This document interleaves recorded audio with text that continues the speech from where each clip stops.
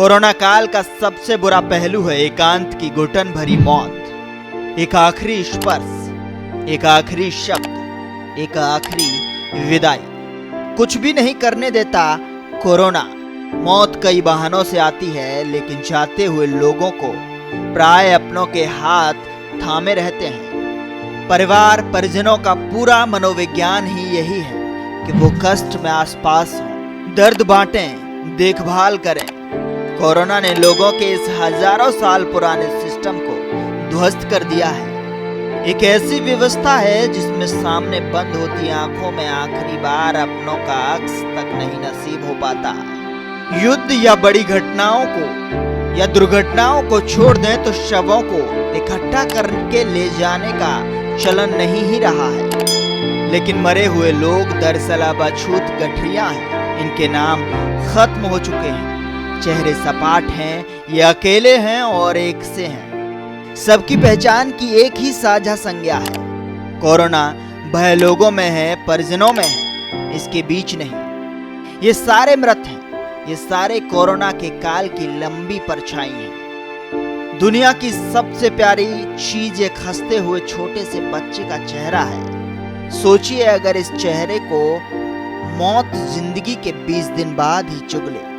माँ इतनी असहाय हो कि वो एक आखिरी बार अपनी भीगी छाती से बच्चे को भींच कर से भी न रो सके। बाप और घर के लोगों को इसे एक आखिरी बार देखकर पुचकार पाने का एक हक तक न मिल सके। कोरोना ने मौत को बेजान पुतलों से भी ज्यादा डरावना कर दिया है। दिल्ली के इस कब्रिस्तान ने कई जनाजे देखे हैं, लेकिन मौत का ऐसा दौर शायद ही पहले इन दरख्तों और मिट्टी की याददाश्त से गुजरा, जहां एक के बाद एक लोग दफन को तो आते रहे, लेकिन अलविदा कहने वाले लोग, आखिरी नमाज पढ़ते हाथ और आखिरी बार देखने वाली नजरें जनाजे से नदारद हो गई।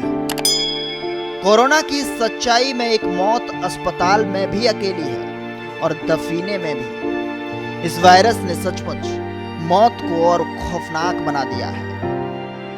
लेकिन ऐसा नहीं है कि केवल मृत की संज्ञा एक सी हो। जो परिजन हैं उनके भी वजूद एक से हो चुके हैं। एक जैसी मजबूरी, एक जैसे पोशाक, एक जैसी पीड़ा और एक जैसा भय। 4 कंधों का नियम कब का बिखेर दिया है कोरोना की मौतों ने। इंसान अब नंबरों से पहचाना जा रहा है।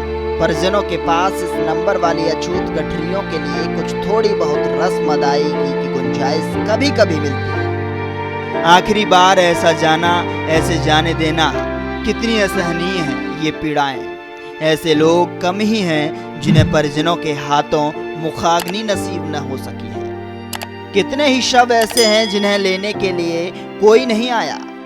शमशान घरों का आलम यह है कि अंतिम संस्कार के बाद मृतकों की अस्थियों के ढेर लग गए हैं। कलश पर कलश रखे हैं और उन्हें विसर्जित करने वाला कोई नहीं है। समाज जिन नियमों को सदियों से मानता है, करता आया है, वो विज्ञान से नहीं कोरोना के अभिशाप से टूट रहे हैं। कोरोना की मौतें उन सारे नियमों को भी मृतक के साथ शमशान ले गई हों, जैसे मरने पर मोक्ष और मुक्ति के लिए नियम मानने वाले हाथ फिलहाल खुद डरकर दरवाजों के पीछे सिमट गए हैं। कोरोना से मौत की संख्याओं में सिमट चुके लोग अब कहीं मिट्टी कहीं धुआं होकर मुक्ति के नए व्योम में समा रहे हैं। इस आखिरी यात्रा में उनके साथ पारंपरिक भीड़ नहीं है। कुछ ऐसे लोग हैं जिनका यहाँ होने का कारण एक है। ये कारण धुआं बनकर एक साथ आसमान की ओर बढ़ रहा है, अपनों से दूर एक अनंत सच में, जो मृत्यु ही तो है।